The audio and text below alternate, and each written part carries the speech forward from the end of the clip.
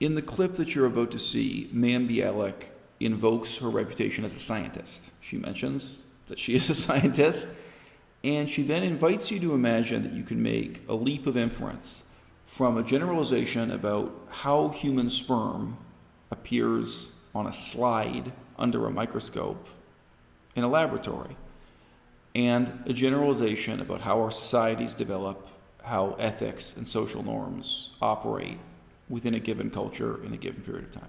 That's a huge leap of inference.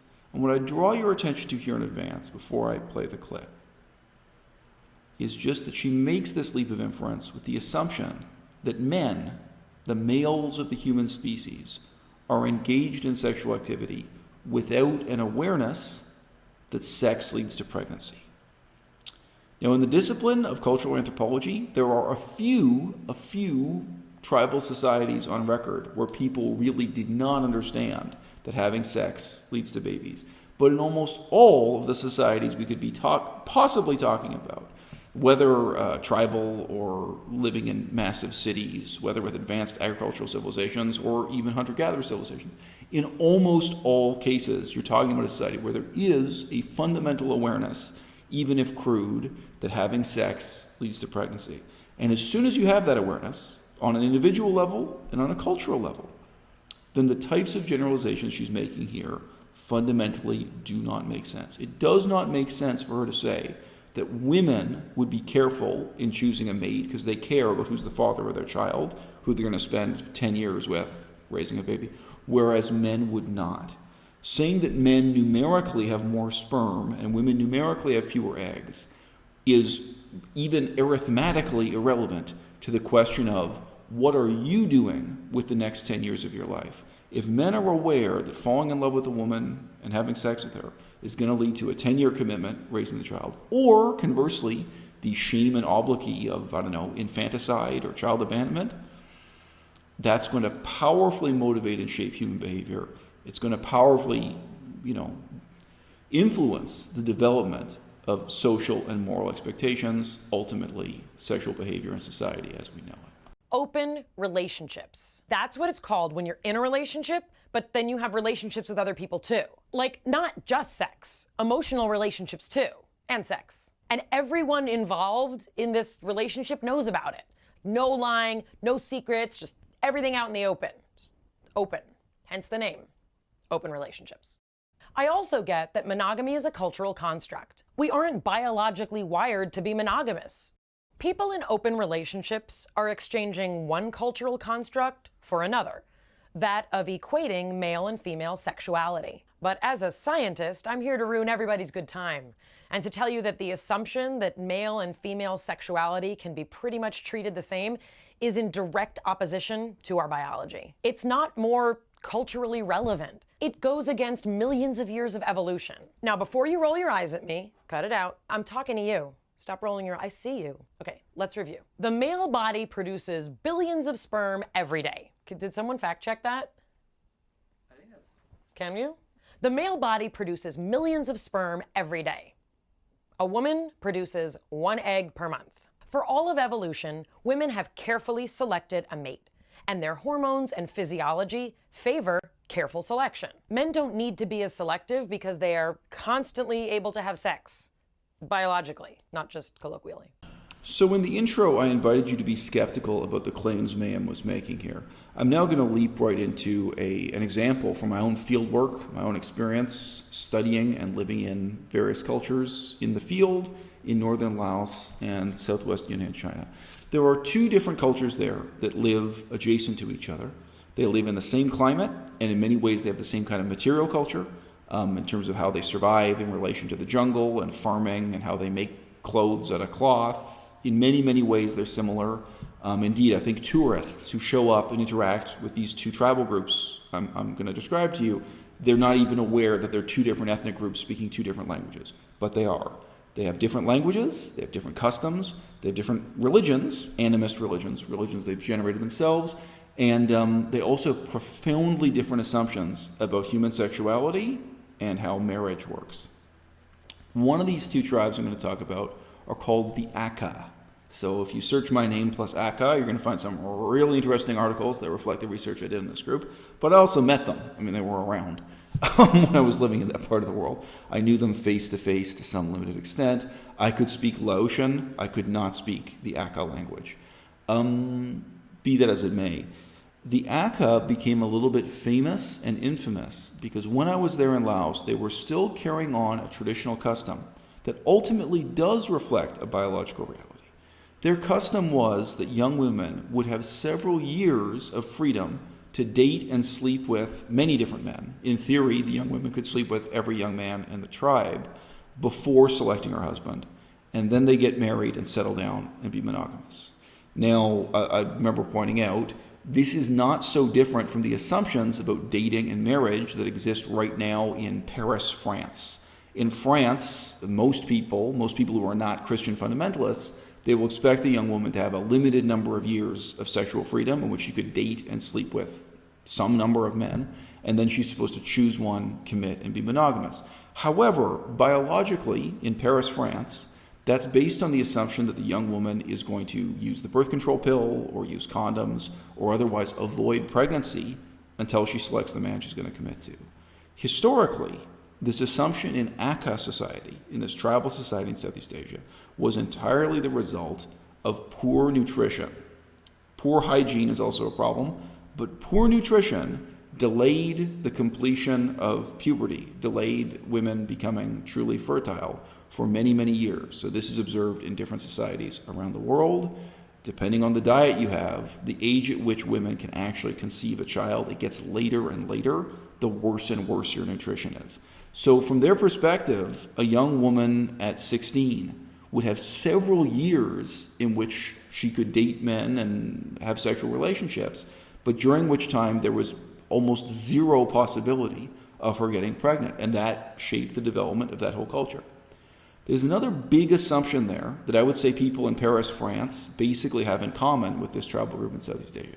That is the assumption that the young woman would date and sleep with young men of her own age, of her own generation. So yeah, obviously the guy might be a couple years older or a couple years younger, but there was a very deep assumption that she would date and find the man she would marry within young men approximately her own age. Okay. Now there's another tribe right next door called the Hmong.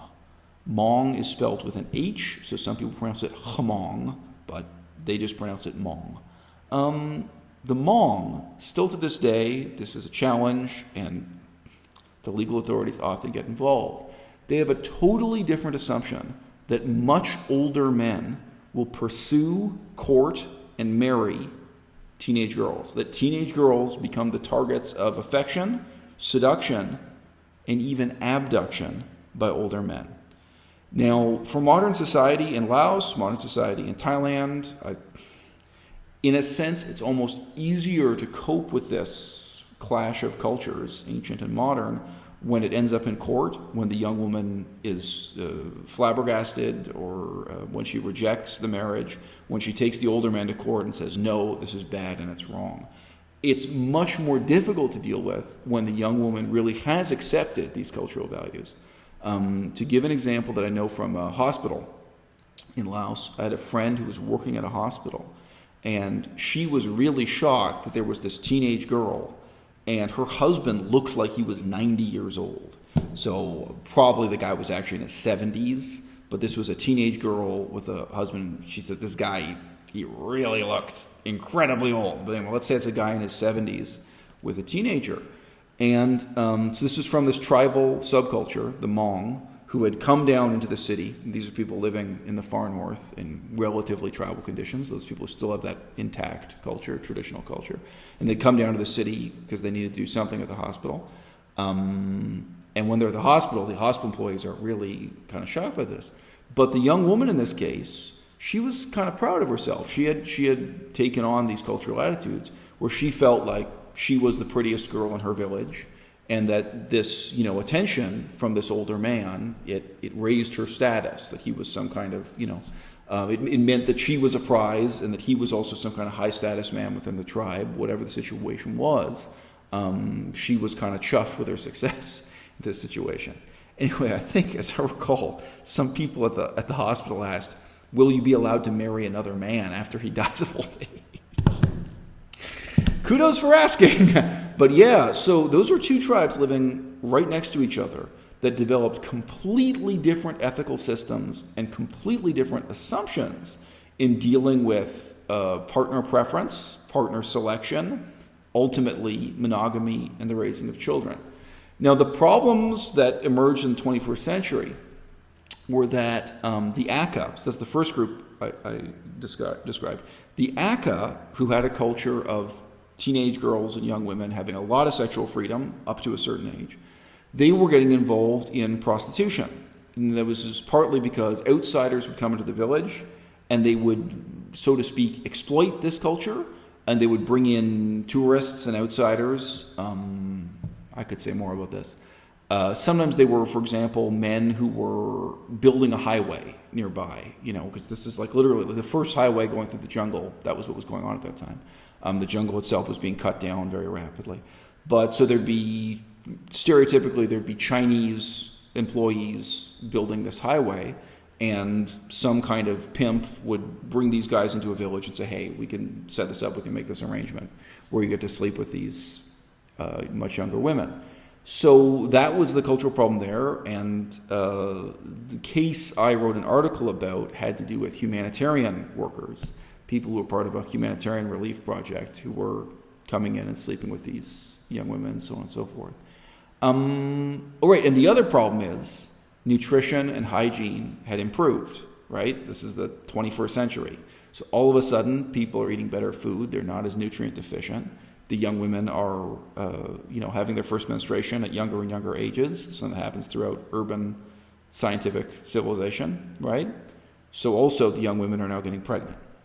And as a culture, they had not coped with that before. They had not coped with that to this extent. Their culture had developed with the assumption that you had several years of liberty before pregnancy became a problem or a concern, and that was shrinking or disappearing. So, again, this is an interesting case of technological change forcing cultural change. Now, the problem the other group had, the Hmong, was basically that many of their cultural customs were now perceived as kidnapping, were now perceived as criminal. And I knew one anthropologist who specifically researched this issue, basically the issue of rape within this culture, rape and abduction. And then beyond that, again, there was also an economic aspect that probably hadn't existed before, where, an older person, again, you could say wealthy, but this is by third world standards, so it might just be a person who has a little bit of money. It might be a very poor person by Western standards, but some older man who's saved up money is paying for these arrangements to be made on his behalf, and it's brutal and dehumanizing. And of course, ultimately, it snuffs out the opportunity these young women would have to choose who they want to marry, and it snuffs out their opportunity to get an education or have a career or do normal things with their lives. And of course, the government there was very reluctant to set off like a tribal civil war by trying to impose the morality of other tribes on this one particular tribe, or impose the morality of the big city and the central government on this tribe. So that tension was really unfolding in front of my eyes in Laos as the jungle was cut down, as electricity and highways extended into the forest for the first time. So that's all I have to say here. It's really, Mayim Bialik is well-intentioned, but what she's saying is really kind of vile and evil and stupid and wrong. I've seen this kind of excuse used to justify an amazing array of sexual behaviors where people say, well, men have sperm, therefore.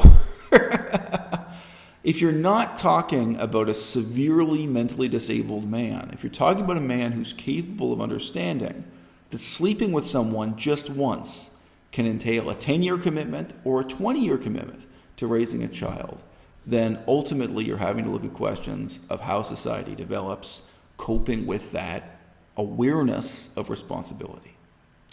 A few months ago, I did a book review about the history of the English Civil War. That history starts at least in the 1630s and ends at least in the 1650s. The English Civil War goes on a long, long time. And at one point, the scholar who wrote the book just kind of breaks through the fourth wall and addresses the audience directly. And he says, look, you know what?